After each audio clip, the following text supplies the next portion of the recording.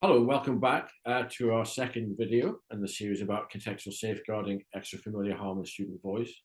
In the first video last week, we looked at defining contextual safeguarding, defining extra-familial harm, understanding what role that plays in keeping children safe in education. And this week, we're going to talk with Helena about understanding what role does the voice of the student play in supporting understanding of extra-familial harm in school communities. So Helena, what role does the voice of the student play in your opinion? And help us to understand extra-familial harm.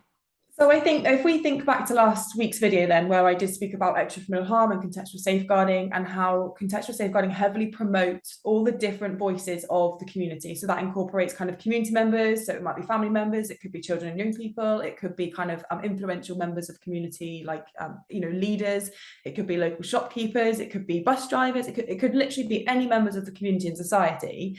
Because when we're thinking about those different contexts and spaces and places that children, young people and vulnerable adults are exposed to harm, we were speaking about how it doesn't just happen in the family unit. We're thinking about outside, so we're thinking about their peer groups, we're thinking about in the physical community, we're thinking about that online world, we're thinking about education settings, all those different spaces and places. It's super important, and it's a massive drive of the contextual safeguarding approach to empower those community members.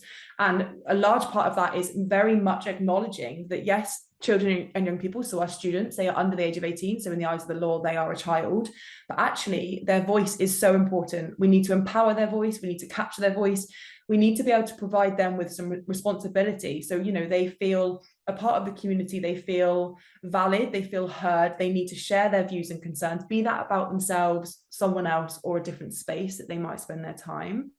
And us as professionals, with our duty and our responsibility to safeguard everyone, we have to understand their experiences. We can't just sort of project our lived experiences or our professional graces onto these young people and assume that certain spaces or places are more unsafe than others without gaining the views of these young people. Because spaces that we think might be unsafe as a professional, these young people might themselves feel it's a really safe space because of certain rules that are at play in those spaces. So we'll talk much more about this in the webinar, but it's very much about our duty to empower their voice, to be able to give them their voice to be heard, to allow us as professionals and empowering the community members to respond to that harm appropriately and safely.